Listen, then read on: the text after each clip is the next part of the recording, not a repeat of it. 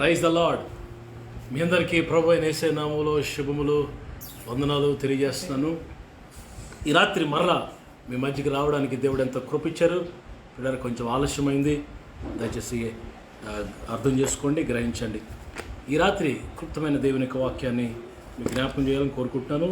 నిర్గమకాండంలోకి రండి ఒకసారి. నిర్గమకాండం 15వ అధ్యాయం, ఎక్సడస్ చాప్టర్ 15. నిర్గమకాండం 15వ అధ్యాయం 3వ వచనం చూడండి. 3వ వచనం. యెహోవా యుద్ధశూరుడు, యెహోవా యుద్ధశూరుడు, యెహోవా అని ఆయనకు పేరు, యెహోవా అని ఆయనకు పేరు. యెహోవా యుద్ధశూరుడు, యెహోవా అని ఆయనకు పేరు. యుద్ధశూరుడు అని ఆయనకు పేరు.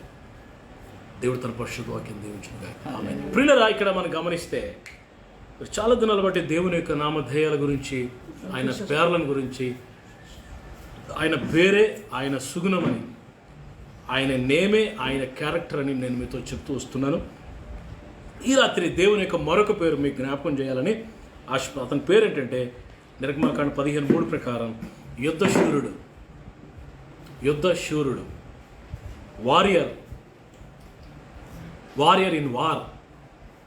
మన దేవుని పేరు ఏంటంటే ఆయన యుద్ధశూరుడు. ఆయన ఎంత సాత్వికుడో, ఎంత దీనుడో, ఎంత కృపా సత్య సంపూర్ణుడో, ఎంత దయాదాక్షిణ్య పూర్ణుడో. ఇప్పుడు యోవేలు గ్రంథం ప్రకారం, యోవేలు గ్రంథం 2వ అధ్యాయం 13 ప్రకారం, 2:13 ప్రకారం మీ దేవుడైన యెహోవా కరుణావాత్సల్యుడు, శాంతమూర్తి, అత్యంత కృపగలవాడునయుండి ఉద్దేశించిన కీడును చేయక పశ్చాత్తాపడును. చూడరా, మన దేవుడు కరుణావాత్సల్యత గలవాడు, శాంతమూర్తి, అత్యంత కృపగలవాడు, దయాదాక్షిణ్య పూర్ణుడు. తను చేయాలనుకున్న కీడు చేయకుండా పశ్చాత్తాపడే దేవుడు.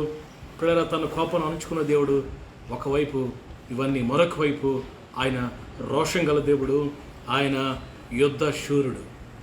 Praise the lord. వారియర్. దేవుడు యుద్ధం చేయడం ప్రారంభిస్తే ఎవడు నిలబడలేడు. Nobody can stand before him. పిల్లరా, చల్లా చెదరైపోతారు, పారిపోతారు, కనబడకుండా పోతారు. ఆయన మన దేవుడు యుద్ధ వీరుడు, గ్రేట్ ఫైటర్. నీ పక్షంగా నా పక్షంగా యుద్ధం చేసేవాడు ఆయన. ఆయన పేరు యుద్ధశూరుడు, వారియర్. భయపడద్దు. దేవుడు నీ పక్షంగా నా పక్షంగా యుద్ధం చేయబోతున్నాడు. Praise the lord. ఎలాంటి దేవుడు తెలుసా? 46:9 చూడండి. కీర్తన 46:9 యుద్ధ వీరుడు. ఆయనే భూదిగంతముల వరకు యుద్ధములు మాన్పువాడు, విల్లు విరుచువాడును. విల్లు, శత్రువులకు విల్లు విరుస్తాడు. బల్యమును తెగ నరుకువాడు. వాడు శత్రువుల చేతులు ఉన్న బల్యమును తెగ నరుకుతాడు. యుద్ధరథములు అగ్నిలో కాల్చివేవాడు. శత్రువుల యొక్క యుద్ధ రథాలు, గుర్రాలు, వాటన్నిటిని అగ్నిలో వేసేవాడు ఆయనే. 10 ఓరకుండుడి. నేనే దేవుడని తెలుసుకున్నది. మనం ఓరకుండాలా? అన్ని జనుల్లో నేను మహోన్నతుడగుదును, భూమి మీద నేను మహోన్నతుడగుదును. అన్ని జనులకి, శత్రువులకి, నీతో యుద్ధం చేస్తున్న వాళ్ళు ఎదుట ఆయన మహోన్నతుడిగా రుజువు చేసుకుంటాడు. వాట్ హీ ఈజ్, ఆయన ఎవరో కనపరుచుకుంటాడా. 11 కూడా. సైన్యములకు అధిపతి యెహోవా మనకు తోడై ఉన్నాడు. యుద్ధశూరుడు దేవుడు మనకు తోడై ఉన్నాడు. యాకోబు యొక్క దేవుడు మనకు ఆశ్రమై ఉన్నాడు. ప్రియులరా, ఆయన మరి గుర్రములు, రథములను అగ్నిలో కాల్చివేసేవాడు, బల్లెమును తెగనరుకువాడు, వారి విల్లును విరగొట్టేవాడు. నీ పక్షంగా నా పక్షంగా ఉన్న దేవుడు, ఆయన పేరు యుద్ధశూరుడు. 48వ అధ్యాయం 4వ వచనంలో కూడా చూడండి. శత్రువులట రాజులు కూడిరి. చాలా మంది రాజులు వారట కూడారట వ్యతిరేకంగా. వారు ఏకంగా కూడి వచ్చిరి. వారందరూ ఏకంగా కూడి వచ్చిరి. వారు దాన్ని చూచిన వెంటనే ఆశ్చర్యపడిరి, భ్రమపడి త్వరగా వెళ్ళిపోయిరి. ప్రియులారా, ఎప్పుడైతే దాన్ని చూచారో, దేనిని దేవుడు వీరి పక్షంగా ఉన్నాడే, దేవుడు వీరి పక్షంగా యుద్ధం చేస్తున్నాడు. యుద్ధశూరుడు, సైన్యములకు అధిపతి యొక్క దేవుడు యెహోవా, సర్వశక్తిమంతుడు వీరి పక్షంగా ఉన్నాడే అన్న ఆ సిచ్యువేషన్ చూసట వారు ఆశ్చర్యపడ్డారట.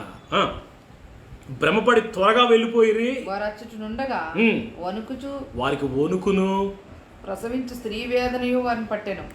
ప్రసవిస్తున్నప్పుడు డెలివరీ అయ్యేటప్పుడు పడే వేదన వచ్చేసిందంట, వారికి వణుకు వచ్చేసిందట, భయం వచ్చేసిందట, పారిపోయారట.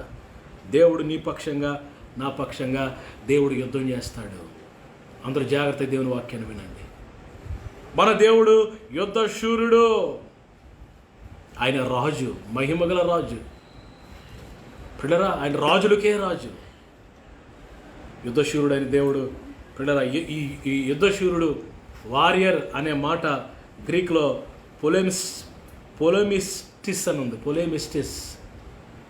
పొలెమిస్టిస్, వీరుడు, యుద్ధవీరుడు, యుద్ధశూరుడు. పిల్లరా, గమనిస్తున్నారా? మన దేవుడు యుద్ధశూరుడు, యుద్ధం చేసేవాడు. దేవుని వాక్యంలో కొన్ని మరి విషయాలు నేను మీకు జ్ఞాపకం చేస్తాను. పిల్లరా, దేవుడు ఎలా యుద్ధం చేస్తాడో కొన్ని మాటలు నేను మీకు జ్ఞాపకం చేస్తాను.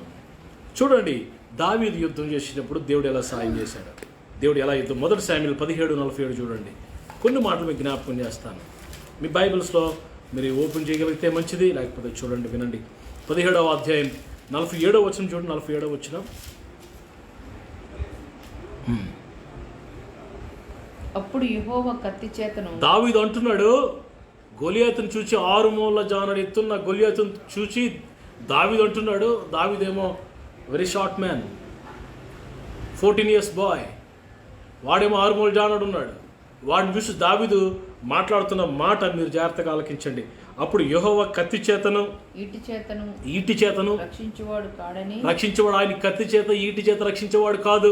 ఈ దండువారు అందరూ తెలుసుకుందరు. యుద్ధము యెహోవాదే, ఆయన మిమ్మల్ని మీ చేతికి అప్పగించునని చెప్పాను. అప్పుడు ఆయన మిమ్మల్ని మా చేతికి అప్పగించనని చెప్పాను. ఆ ఫిలిష్తీయులు లేచి దావీదును, దావీదు అంటున్నాడు, యెహోవా కత్తి చేత ఈటి చేత రక్షించేవాడు కాదు. ఈ నెవర్ డిపెండ్స్ అపానే, ఖడ్గం మీద ఈటి మీద ఆధారపడేవాడు కాదు. మనుషుల మరి ఖాళీ సత్తువ మీద ఆధారపడే దేవుడు కాదు. 147వ కీర్తనలోకి రండి ఒకసారి. దేవుడు మనుషుల మీద ఆధారపడ్డాడు, టెక్నాలజీ మీద ఆధారపడ్డాడు, అక్కర్లేదు ఆయనకి. పిల్లరా, మన బలం మీద, మన స్ట్రాటజీ మీద ఆయన ఆధారపడ్డు. 147:10 చదవండి.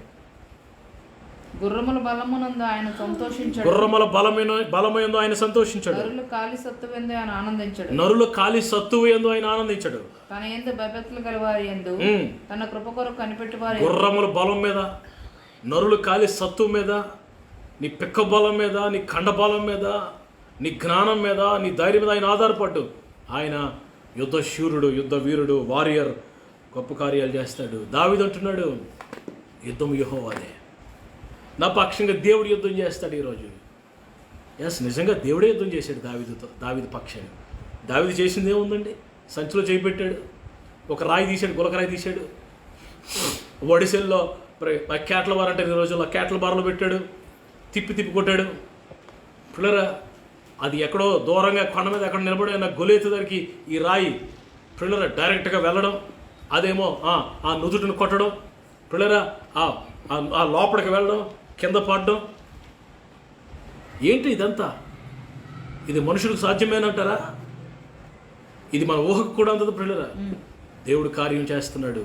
అక్కడ God was present, God was doing that battle. ఆ యుద్ధాన్ని దావీదు పక్షంగా దేవుడే చేస్తున్నాడు. దావీదు కేవలం ఒక సాధన మాత్రమే, ఓన్లీ ఇన్స్ట్రుమెంట్. నువ్వు దేవుని కొరకు నిలబడితే నీ పక్షంగా దేవుడు యుద్ధాలు చేస్తాడు, శత్రువుని ఓడిస్తాడు. దేవుని ప్రజలకు విజయం ఇస్తాడు. You have to stand only. నువ్వు నిలబడ్డం మాత్రమే. నిలబడ్డం నీ పని, యుద్ధం చేయడం ఆయన పని. దావీదు పక్షంగా దేవుడు యుద్ధం చేయడానికి మెయిన్ సీక్రెట్ ఏంటంటే దావీదులో ఉన్న విశ్వాసపు ఒప్పుకోలు, ఫెయిత్ కన్ఫెషన్ అంటారు దాన్ని. పాజిటివ్ అండ్ ఫెయిత్ కన్ఫెషన్, విశ్వాసపు ఒప్పుకోలు. బాలుడైన దావీదు పిల్లలు ఎంత చిన్నవాడు, ఎంత విశ్వాసం అండి. సౌలు ఉన్నాడు అక్కడే, అభిషేకించబడిన సౌలు. ఇశ్రాయేలు ఆర్మీ ఉంది పిల్లలు, వారెవ్వరికి లేని విశ్వాసం దావీదులో కోకొలలుగా, సమృద్ధిగా, అబండెంట్ ఫెయిత్. ఇలా నీవు విశ్వసిస్తే, నువ్వు నమ్మిక కలిగి ఉంటే, దేవుడు నాతో ఉన్నాడు, నేను జనములు జయిస్తాను, యుద్ధం దేవుడు నా పక్షంగా చేస్తాడనే ఆ విశ్వాసం నీలో ఉంటే నువ్వు దేవుడిని పక్షంగా యుద్ధం చేస్తాడు, నువ్వు గెలుస్తావు. అందుకే పిల్లరా, మరి యోహాను గారు రాసిన మొదటి పత్రిక 5వ అధ్యాయం 4వ వచనంలో, యోహాను గారు రాసిన మొదటి పత్రిక 5వ అధ్యాయం 4వ వచనంలో అక్కడ అద్భుతమైన మాట ఉంది. దేవుని మూలముగా పుట్టిన వారందరూ లోకమును జయించుదురు, లోకమును జయించిన విజయము మన విశ్వాసమే. హల్లెలూయా. లోకమును జయించిన విశ్వాసము, లోకమును జయించిన విజయము మన విశ్వాసమే. Your faith and my faith will bring the victory. జయాన్ని తీసుకొస్తుంది. దావీదు పక్షంగా దేవుడు యుద్ధం చేశాడు. చూడలేదు, దేవుడు ఎంత అద్భుతంగా యుద్ధం చేస్తాడండి. అక్కడ రాయిని వాడుకున్నాడు. ప్రియులారా, మరి మన దేవుని వాక్యంలో చూస్తే మొదటి సామెలు 7వ అధ్యాయం 10వ వచనంలో దేవుడు ఉరుములు ఉరిపించి, ఉరుములు థండర్స్, ప్రియులారా, కొన్ని దగ్గర వడగళ్ళు, కొన్ని దగ్గర జోరీగలు, ప్రియులారా, పంపించి యుద్ధం చేశాడు. ఆయన మహాసైన్యం ఉంది. ఆయనకి మహాసైన్యం ఉంది. ఆయన సైన్యము టెక్నాలజీకి దొరకదు. టెక్నాలజీ ఆయన సైన్యాన్ని ఆపలేదు. ఎవరు ఆపగలరండి జోరీగల్ని? ఎవరు ఆపగలరండి పైనుంచి పడుతున్న వడగంటల్ని? ఆ ఉరుములు థండర్స్ని ఎవరు ఆపగలరు? Who can stop them? Nobody can stand against God. Nobody can stand against God and war against him. He is the warrior. He is a warrior, great fighter. Warrior అనందు ప్రియులారా, గొప్ప యుద్ధశూరుడు. ప్రియులారా, దావీదు పక్షంగా దేవుడు యుద్ధం చేసి దేవుడు విజయాన్ని ఇచ్చాడు. మరొక యుద్ధాన్ని దేవుడు ఎలా చేశాడో మీకు జ్ఞాపకం చేస్తాను. ఎంత అద్భుతంగా ఆయన కార్యాలు చేస్తాడు. నిర్గమకాండంలో రండి ఒకసారి. మనందరికీ తెలిసిందే. నిర్గమకాండం 17వ అధ్యాయం 8వ వచనం చూడండి. 8వ వచనం. తరువాత అమాలేకీయులు వచ్చి రెఫీదీములో ఇజ్రాయెల్తో యుద్ధము చేయగా, అమాలేకీయులు వచ్చి రెఫీదీములో ఇశ్రాయేలుతో యుద్ధం చేయడానికి రెడీ అయ్యారు. యుద్ధం చేయడానికి రెడీ అయితే మోషే అన్నాడు. అప్పుడు బ్రతుకున్నాడు మోషే అంటున్నాడు, యెహోషువను పిలిచి అన్నాడు, యెహోషువా, మన కొరకు మనుషులు సిద్ధం చేయి, రేపు మన వారితో యుద్ధం చేయబోతున్నాం, అమాలేకీయులతో యుద్ధం చేయి అని చెప్పి ఒక మాట అన్నాడు, సీక్రెట్. అదేంటో తెలుసా? రేపు దేవుని కర్రను చేత పట్టుకొని నేను ఆ కొండ శిఖరము మీద నిలుస్తాను. Praise the lord. దేవుని కర్ర, గాడ్ స్టిక్. యెహోషువా, నువ్వు వెళ్ళి యుద్ధం చేయి, నేను ఆ కొండ మీదకి వెళ్ళి దేవుని కర్ర పట్టుకొని నా చేతులు ఎత్తుతాను. యెహోషువా చూడండి 10వ వచనం. యెహోషువా మోషే తనతో చెప్పినట్లుగా చేసి అమాలేకీయులతో యుద్ధం ఆడాను. మోషే, అహరోను, హూరు అనే వారు కొండ శిఖరం ఎక్కరి, మౌంట్ ఎక్కారు ప్రేయర్ చేయడానికి. ప్రేయర్ మౌంట్ అంటారు దాన్ని. మౌంట్ శిఖరం ఎక్కారు. మోషే తన చేయి ఎత్తినప్పుడు చేతులు ఒట్టి చేయి కాదు, ఆ చేతిలో కర్ర ఉంది ప్రియులారా. అది దేవుని కర్ర, అది సిలువ ఆ శక్తి. సిలువను పట్టుకొని చేయి ఎత్తినప్పుడు బైబిల్ చెప్తుంది 11వ వచనం చాలా కీ ప్రియులారా. ఈ రెఫీదీములో విక్టరీ రావడానికి, యుద్ధంలో జయం రావడానికి కీ ఏంటో తెలుసా? మోషే తన చెయ్యి పైకెత్తితే ఇశ్రాయేలు గెలిచారు. ఎప్పుడైనా మోషే చెయ్యి దించితేనంట ఇశ్రాయేలు ఓడిపోయారంట. చెయ్యి ఎత్తితే గెలుపు, చెయ్యి దించితే ఓటమి. పిల్లరా, దేవుడు నీ పక్షంగా యుద్ధం చేయడానికి ఎప్పుడు సిద్ధంగా ఉన్నాడు. బట్ నీవు నేను ప్రభుకి సహకరిస్తే, మనం ప్రభుకి సబ్మిట్ చేసుకుంటే, మనం దేవునికి అప్పగించుకుంటే, దేవుడు మన ద్వారా దేవుడు యుద్ధాలు గొప్ప కార్యాలు చేస్తాడు. సబ్మిట్ చేసుకున్నావా? దేవునికి సమర్పించుకున్నట్లుగా నటిస్తున్నావా? నీ ప్రాణాత్మ దేహాలు సజీవయాగంగా దేవునికి సమర్పించుకున్నావా? చేతులు ఎత్తడం నీకు తెలుసా? చేతులెత్తి ప్రార్థన చేస్తున్నావా? ప్రేయర్ మౌంట్కి ఎప్పుడైనా ఎక్కావా? ప్రార్థన శిఖరానికి. ఆ ప్రార్థన అనే కొండ ఉంది. ఆ ప్రార్థన అనే కొండ మీదకి, శిఖరం మీదకి ఎక్కాలి. నువ్వు కిందన ఉంటే లాభం లేదు. ఆ ప్రేయర్ మౌంట్కి వెళ్ళాలి. ప్రేయర్ మౌంట్ శిఖరానికి ఎక్కాలి. శిఖరాగ్రాన ఉన్నత స్థితిలోనికి ప్రేయర్లకు నువ్వు వెళ్ళినప్పుడు చేతిలో కర్ర ఉంది, మోషే చేతులు పైకెత్తాడు. చేతులు ఎత్తినంతసేపు దేవుడు గెలిపించేశాడు పిల్లలు. హల్లెలూయా. అక్కడ మరి అమాలేకీయులు పిల్లరా ఏం చేశారు తెలుసా? తుడిచి పెట్టుకొని పోయారు. ప్రైజ్ అలా గట్టిగా హల్లెలూయా పిల్లరా. మరి అక్కడ మోషే గెలుపు వచ్చిన తర్వాత, విజయం వచ్చిన తర్వాత ఒక బలిపీఠం కట్టి దానికి యెహోవా నిస్సి అని పేరు పెట్టాడు. యెహోవా నిస్సి అంటే అర్థం ఏంటో తెలుసా పిల్లరా? మరి యెహోవాయే నా ధ్వజం, దేవుడే అన్న విజయం, గాడ్ ఇస్ మై బ్యానర్. అక్కడ దావీదు విశ్వాసంతో గెలిచాడు. విశ్వాసము దావీదులో ఉంటే దేవుడు ఆ విశ్వాసాన్ని గెలిపించాడు. దేవుడు మోషేలో ప్రార్థన జీవితం ఉంటే చేతులు ఎత్తడం అలవాటు చేసుకున్నాడు మోషే. దేవుడు ప్రార్థన చూసి దేవుడు మోషేకి గెలిపించాడు. యుద్ధం యెహోవాదే. హల్లెలూయా. Battle belongs to God. ఆమేన్. వారియర్, యుద్ధ వీరుడు, యుద్ధ శూరుడైన తన ప్రజల పక్షంగా యుద్ధాలు చేస్తాడు. నీ పక్షంగా యుద్ధం చేస్తాడు. హల్లెలూయా. నేను శత్రువులు కమ్మినప్పుడు, నీ చుట్టూ దుష్టులు మోకముడుగా నీ మీద దాడి చేస్తున్నప్పుడు, శత్రువులు, రోగాలు, వ్యాధులు, సమస్యలు నీ మీద దాడి చేస్తున్నప్పుడు చూస్తూ ఊరుకునేవాడు అనుకుంటున్నావా? వదిలేసి వెళ్ళిపోయి దేవుడు అనుకుంటున్నావా? గుర్తుపెట్టుకో, ఆయన యుద్ధ శూరుడు. మరొక యుద్ధానికి జ్ఞాపకం చేస్తాను ఎలా యుద్ధం చేశాడు దేవుడు. 2వ దినవృత్తాంతాల గ్రంథం 20వ అధ్యాయం. 2వ దినవృత్తాంతాల గ్రంథం 20వ అధ్యాయం ఓపెన్ చేశారా? 15వ వచనం చూడండి. 15వ వచనం. యెహోషాపాతు దినాల్లో యుద్ధం జరుగుతుంది. ఒక భయంకరమైన అమోరీయులు, మోయాబీయులు, షెయూరీయులు, ఈ 3 రకాల శత్రు దేశాలు కలిపి ప్రియుల ఎలా వచ్చారో తెలుసండి? సముద్రము ప్రియుల అవతల నుండి ఎంత భయంకరంగా వచ్చారంటే ప్రియులరా భయపడిపోతున్నారు. 2వ దినవృత్తాంతాల్లో ఉంటుంది.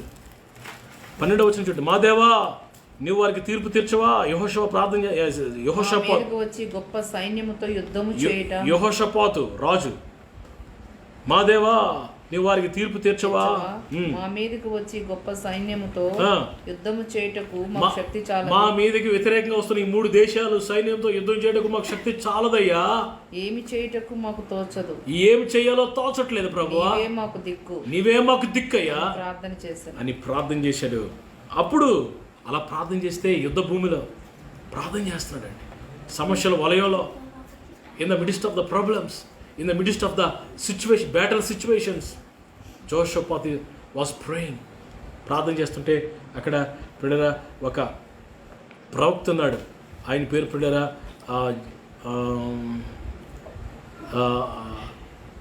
చూడండి 14వ వచనంలో యహజీయేలు అనే ఒక మరి లేబడినాడు. యెహోవా ఆత్మ అతని మీదకి వచ్చినప్పుడు ప్రవచనం చెప్తున్నాడు. ఏంటో తెలుసా? యోధావారులారా, యెరూషలేము కాపురస్తులారా, యెహోషాపాతు రాజా, మీరందరూ ఆలకించుడి. ప్రవక్త మీదకి దేవుని ఆత్మ దిగి వచ్చేసరికి ప్రవక్త మాట్లాడుతున్నాడు. యోధావారులారా, ఇశ్రాయేలీలారా, యెహోషాపాతు రాజా, భయపడొద్దు.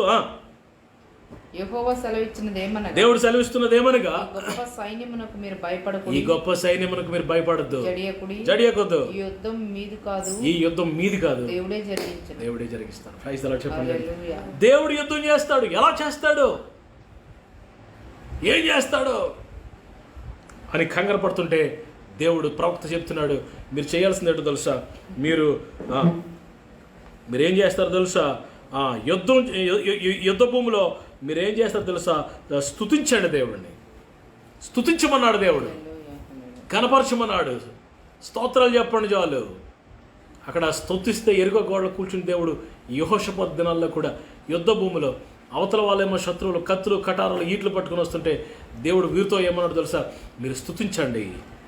21వ వచనం చూడండి. 21వ వచనం.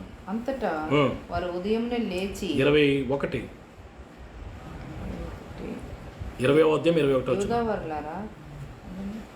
20వ అధ్యాయం 21వ వచనం. మరియు అతడు జనంలో హెచ్చరిక చేసిన తర్వాత యెహోవాను స్తుతించుటకు గాయకులను ఏర్పరిచి వారు పరిశుద్ధాలంకారములు ధరించి సైన్యములకు ముందు నడుచుచు యెహోవా కృప నిరంతరం ఉండును. యెహోవా కృప నిరంతరం ఉండును.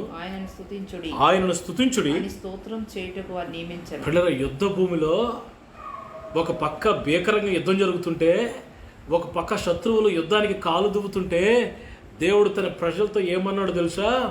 యుద్ధం నేనే చేస్తాను, మీరు నన్ను స్తుతించండి, పరిశుద్ధాలంకారాలు ధరించుకొని యెహోవా కృప నిరంతరం ఉండు, నన్ను స్తుతించండి, ఆరాధించండి, గణపరచడు అన్నాడు దేవుడు. వారు స్తుతించడం ప్రారంభించారు. వారట అక్కడికక్కడే పరిశుద్ధ అలంకారాలు ధరించుకొని, సైన్యముకు ముందర, సైన్యం ఆర్మీకి ముందు క్వారీ టీం, పాటలు పాడే టీం, పాటలు పాడుకుంటూ తాళాలు వాయిస్తూ, డోలకులు, డప్పులు, హార్ప్స్ వాయిస్తూ దేవుని స్తుతిస్తూ ఆరాధిస్తూ యుద్ధ భూమిలో వెళ్తున్నారు. పిల్లరా, ఏమైంది తెలుసా?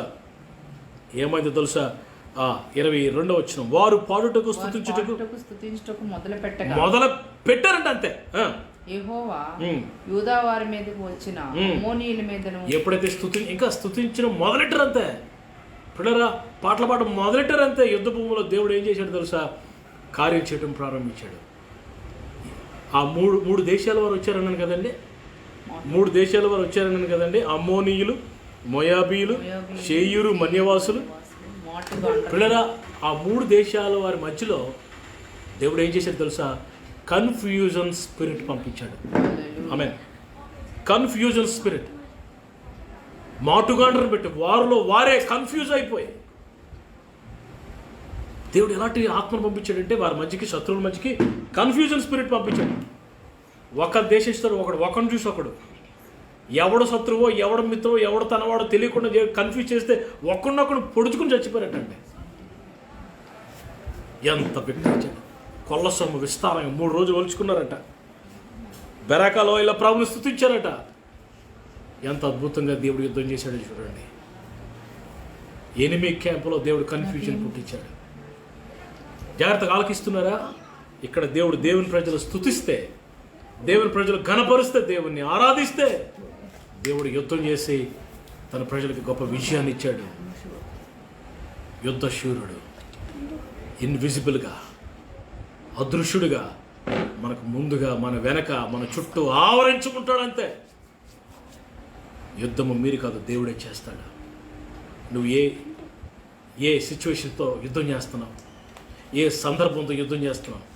ఆర్థిక సమస్యల, ఆరోగ్య సమస్యల, కుటుంబ సమస్యల, మానసిక ఒత్తిళ్ళ, ఏ శత్రువులతో నువ్వు యుద్ధం చేస్తున్నావు నాకు తెలియదు. కానీ ఈ రాత్రి దేవుడు ఇన్విజిబుల్గా, అదృశ్యుడుగా నీ పక్షంగా యుద్ధం చేసి, యుద్ధ శూరుడు అయిన ఆయనకు పేరు కాబట్టి యుద్ధం చేసి నీకు విజయాన్ని ఇస్తాడు. ఆలకిస్తున్నావా? దావీదు విశ్వాసంతో గెలిచాడు. పిల్లరా, మరి మోషే ప్రార్థనతో గెలిచాడు. ఇక్కడ యెహోషాపాతు స్తుతి ఆరాధనతో గెలిచాడు.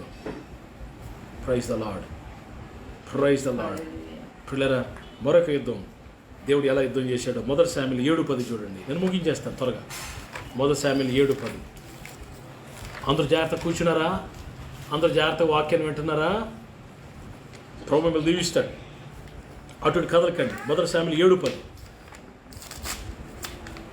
1 శామ్యూయల్ గ్రంథం 7వ అధ్యాయం 10వ వచనం చదవండి. సమూయేలు దహన బలి అర్పించుచుండగా పిల్లలు, దేవుని ప్రజలు వారు పిల్లరా మరి మిస్బాలో మరి ఒక పండుగ చేసుకుంటున్నారు. దేవుని ప్రజలు ప్రభువుని కనపరుస్తూ ఒక పండుగ చేసుకుంటున్న సమయంలో ఫిలిస్తీన్లు లేచి వారు అన్రెడీగా ఉన్నారు. ఇప్పుడే వారి మీదకి వెళ్దాం, యుద్ధం చేద్దామని ఫిలిస్తీన్లు వచ్చారట. పిల్లల, కొన్నిసార్లు సాతానుడు ఎంత ఫూలిష్ అండి. Devil is so poor, so foolish. పిల్లరా, వారు అన్రెడీగా ఉన్నారా? వారు దేవుని ఆరాధిస్తున్నారు మిస్పాలో. పిల్లరా, సాతానిక కుతంత్రాలు, వాడి కుయుక్తులు మనం ఎరగని వారం కాదు కదా, ఎరిగిన వారం. వాక్యం రాయబడింది. పిల్లరా, మరి అంతం వరకు మన చుట్టూ ఉంటాడట, చివరి వరకు మనల్ని కాపాడుతాడట. ఒక్క క్షణమైనా నేను విడిచిపెట్టాడు. ఈవెన్ వన్ మూమెంట్, ఒక్క క్షణం కూడా ప్రభు నేను విడిచిపెట్టాడు. ఈ చుట్టూ ఆవరించి ఉంటాడు. ఏమైందో తెలుసు? ఇక్కడ 1 శామ్యూయల్ 7:10 ఏం జరిగింది తెలుసా? ఫిలిస్తీన్లు వచ్చారట. వచ్చే సమయంలో అక్కడ దేవుని సేవకుడు ఉన్నాడు. అందుకే మీకు ఎప్పుడు చెప్తాను, దేవుని సేవకుని మీద మీరు ఆనుకోవాలా. పిల్లల దేవుని ఆత్మ కలిగిన దైవజనుడి మీద మీరు ఆనుకోవాలా. అప్పుడు ఏం జరుగుతుందో తెలుసా? చూడండి ఒకసారి ఆ మాట. దేవుని సేవకుని మీద నువ్వు ఆధారపడితే, దేవుని మీద మొదట ఆధారపడాలి, దేవుని సేవకుని మీద ఆధారపడితే 2వ దినవృత్తాంతం 20వ అధ్యాయం చూడండి ఒకసారి. ఏమవుతుందో తెలుసా? సేవకుడు మంచి దైవజనుడి మీద నువ్వు ఆధారపడితే, చూడండి 20వ అధ్యాయము 20వ వచనం చూడండి. 20వ వచనం 2వ దినవృత్తాంతం 20వ అధ్యాయము 20వ వచనం. అంతట వారు ఉదయమే లేచి తెకోవ అరణ్యానికి పోయిరి. వారు పోవచ్చుండగా యెహోషాపాతు నిలవబడి యూదావారులారా యెరూషలేము కాపురస్తులారా మాట వినుడి, నా మాట వినండి, దేవుడైన యెహోవాను నమ్ముకొనుడి. మొట్టమొదటిగా మీ దేవుడిని నమ్ముకోండి, అప్పుడు మీరు స్థిరపరచబడతారు. ప్రవక్తలు నమ్ముకొనుడి. రెండవది ఆయన ప్రవక్తలను నమ్ముకొనుడి. అప్పుడు మీరు కృతజ్ఞులు అవుతారు. యెహోవాను నమ్ముకోండి, మీరు స్థిరపరచబడతారు. సేవకులను నమ్ముకోండి, మీరు కృతార్థులు అవుతారు. కృతార్థులు అంటే ప్రాస్పర్ అవుతారనింది, ఆశీర్వదించబడతారనింది. అభిషేకించమన్న దైవజనుడి మీద నువ్వు ఆధారపడాలి. దేవుని సేవకుడు నీకు నాయకుడిగా ఉండాలా. నీ ప్రతి కదలిక నీ సేవకుడికి తెలియాలా. ప్రతి సందర్భంలో కూడా దేవుని సేవకుని మీద నువ్వు ఆధారపడాలా. అప్పుడు మీరు కృతజ్ఞులు అవుతారు, మీరు చేసినంత సఫలమవుతుంది. ప్రియరా, ఇక్కడ శామ్యూయల్ అక్కడ ఉన్నాడు. ఏం చేశాడు తెలుసా? శామ్యూయల్ బలిపీఠం కట్టి ప్రియరా పాలు వెళ్ళి ఒక గొర్రెపిల్ల తీసుకొచ్చి సర్వాంగ బలి దేవుడికి అర్పించాడు. ఒక పక్క యుద్ధ మేఘాలు, ఒక పక్క శత్రువులు ఫుల్గా ముమ్మరంగా ఉన్నారు. ఆ టైంలో యుద్ధం చేయడం మానేసి బలిపీఠం ఏంటండి అని ఎవరన్నా అడుగుతారేమో. దేవుని మీద ఆధారపడితే, దేవుని మీద నువ్వు ఆధారపడకుండా నీ స్వశక్తి మీద, సొంత జ్ఞానం మీద, నీ బలం మీద, నీ తెలివి మీద ఆధారపడితే ఓడిపోతావు. జాగ్రత్త. ఎప్పుడైతే మరి బలి అర్పించాడో దేవుడట ఏం చేశాడో చూడండి. అక్కడ 1 శామ్యూయల్ 7వ అధ్యాయం. అలా ఆ దేవుని ప్రజలు బలి అర్పించి ప్రభువును స్తుతిస్తున్నప్పుడు ఏం జరిగిందో చూడండి ఒకసారి. 10వ వచనం, 7వ అధ్యాయం 10వ వచనం. సమూయేలు దహన బలి అర్పించి చుండగా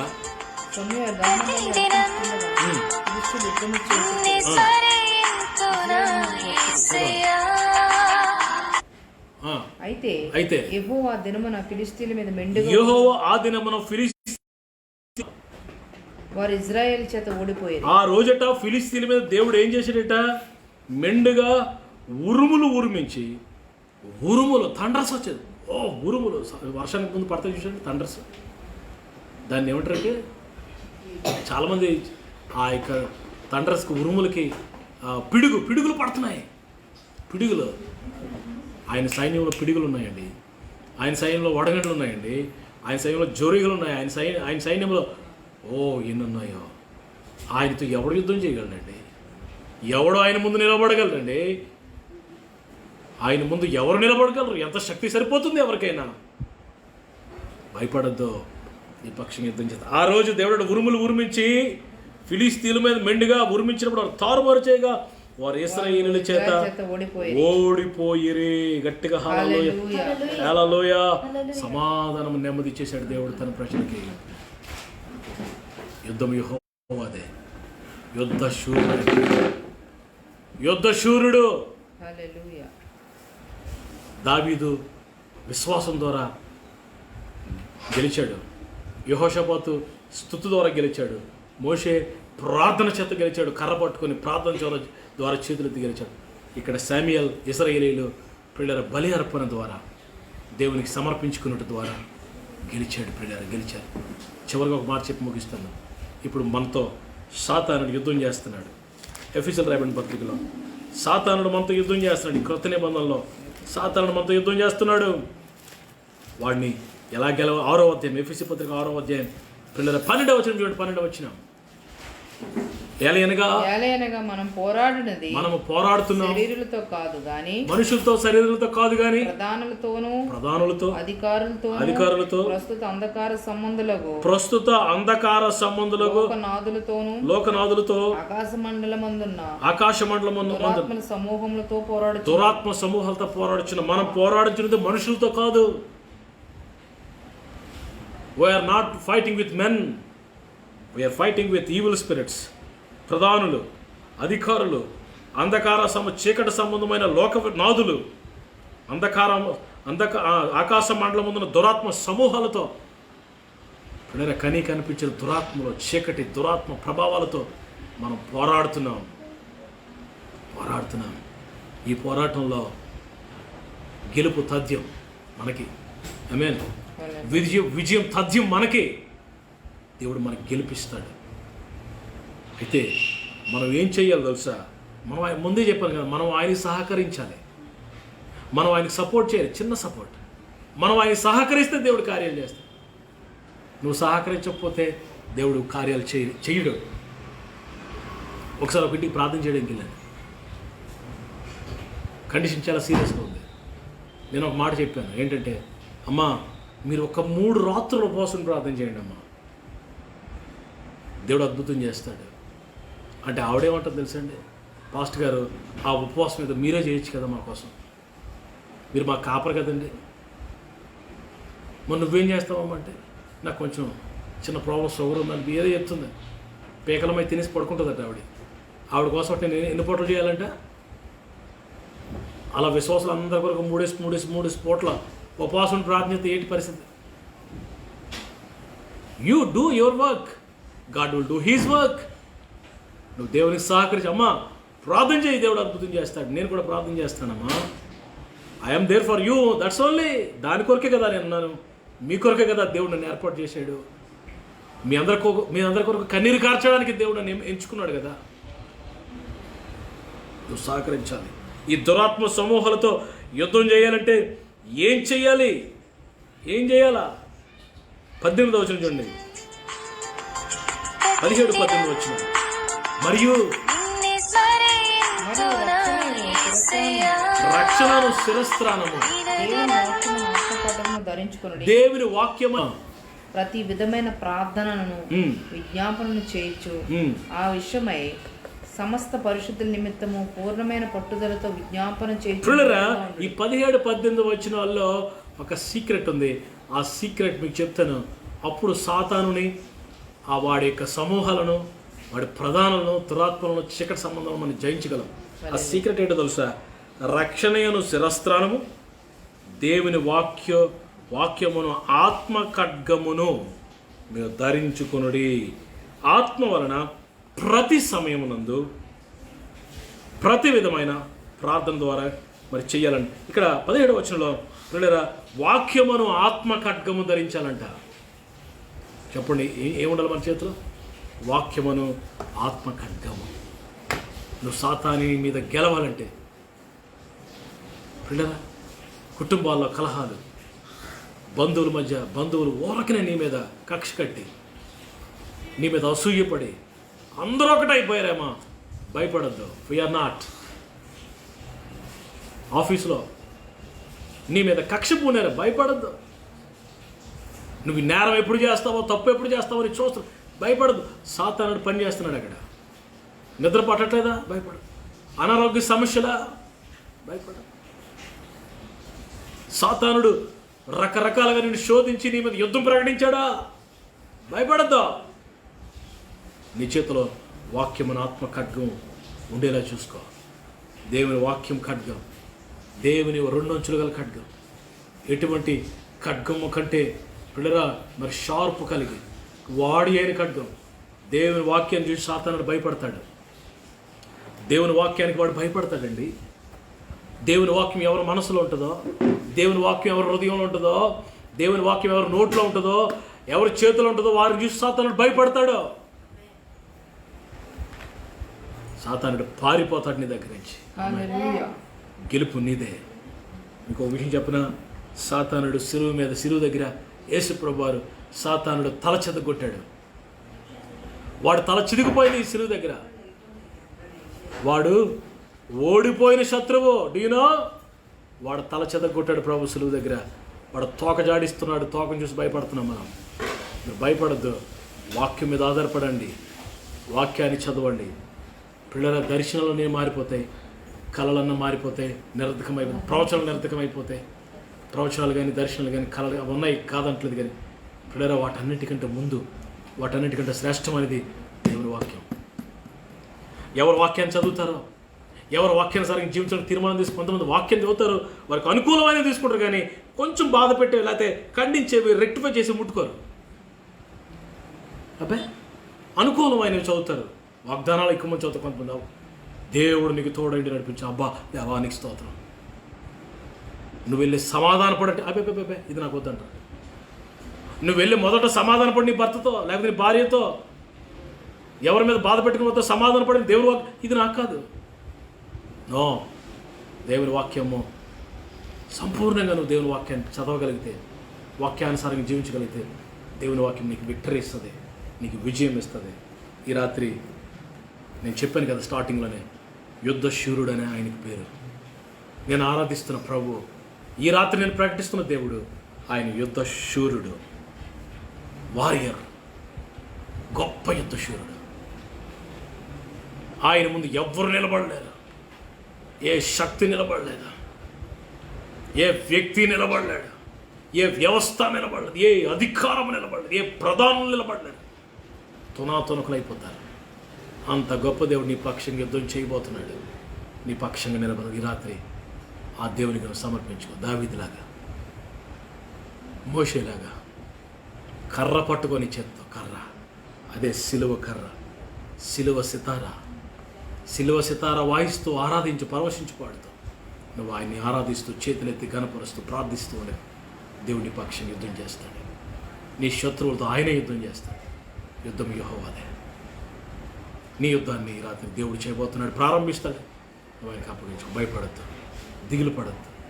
let not your hearts trouble. మీ హృదయాలు కలవరపడినవద్దు. ఈ రాత్రి దేవుడు మీ పక్షంగా ఉండగా మీకు విరోధి ఎవడు? దేవుడి మాటలు దీవించుగాక. ఆమేన్. నేను మీకు ప్రార్థన చేస్తాను. తలలో వచ్చండి.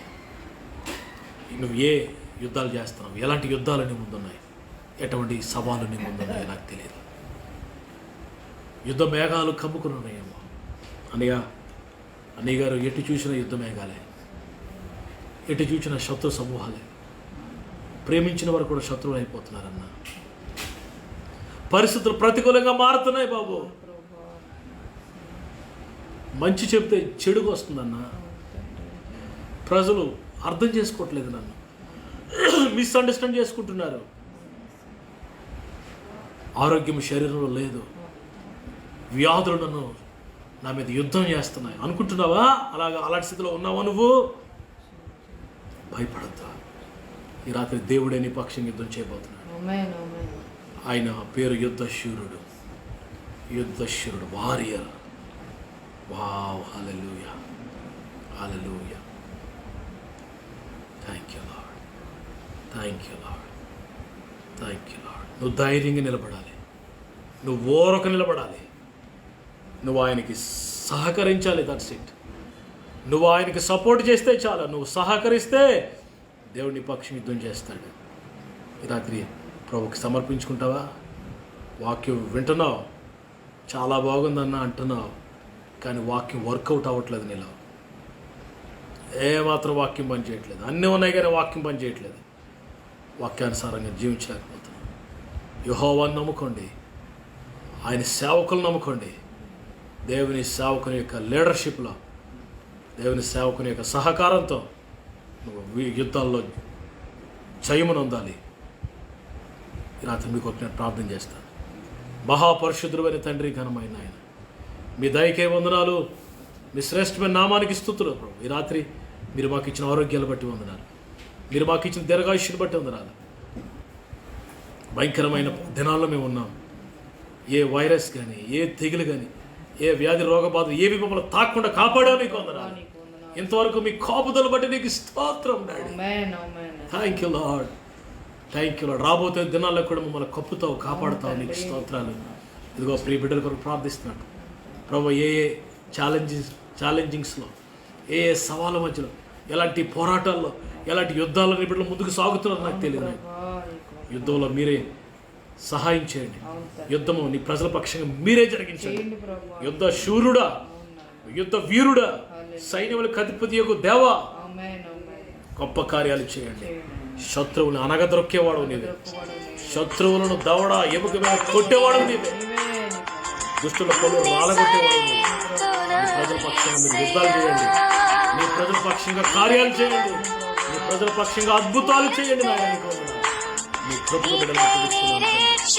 మీరే దర్శించి మరొకసారి నీ బిడ్డలు మీ చేతికి అప్పగిస్తాను.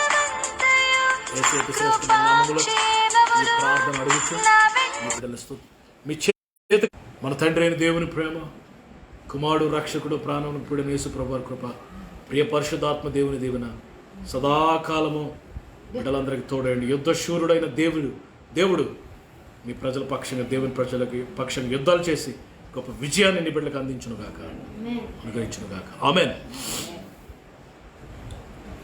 Praise the lord. మీ అందరికీ వందనాలు. ఎలాంటి సవాళ్ళు గుండా మీరు వెళ్తున్నారో, ఎలాంటి పోరాటాల గుండా మీరు వెళ్తున్నారో, మనశ్శాంతి లేకుండా, నెమ్మది లేకుండా, మీ కుటుంబాల్లో సంతోషం లేకుండా, రకరకాల సవాళ్ళ మధ్యలో మీరు ఉంటే ప్రభు అయిన యేసయ్యను హత్తుకోండి. ఆయనే మీ పక్షంగా యుద్ధం చేస్తాడు, మీ పక్షంగా కార్యాలు చేస్తాడు. నేను మీకోసం ప్రార్థన చేస్తూ ఉన్నాను. మీ ప్రేయర్ రిక్వెస్ట్ నాకు పంపించండి. కామెంట్లో మీ ప్రార్థన అవసరాలు ఏవేవి వ్యతిరేకంగా మీ మీద పనిచేస్తున్నాయో మెసేజ్ చేయండి. నేను మీకోసం ప్రార్థన చేస్తాను. మా కోసం కూడా మీరు ప్రార్థన చేయండి. దేవుడు మిమ్మల్ని అందరినీ బహుగా ఆశీర్వదించుగాక. రేపు మరలా 7-7:30 ప్రాంతాల్లో మనం కలుసుకుందాం. ప్రతిరోజు దేవుని కృప వల్ల మార్చి 22 తారీఖు నుంచి ప్రతిరోజు ఆల్మోస్ట్ మరి లైవ్లోకి వస్తున్నాం. ప్రతిరోజు 7-7:30 మధ్యలో మరి లైవ్లోకి మేము వస్తాం. దేవుని స్వచ్ఛమైన దేవుని వాక్యాన్ని మీకు అందిస్తాం. We are here to pray for you. మీకు ప్రార్థన చేయడానికి మేము సిద్ధంగా ఉన్నాం. మీ ప్రేయర్ రిక్వెస్ట్ మాకు పంపించండి. దేవుడు మిమ్మల్ని అందరినీ, మీ కుటుంబాలను దీవించి మీ పక్షంగా యుద్ధం చేసి విజయాలు మీకు అనుగ్రహించుగాక. ఆమేన్.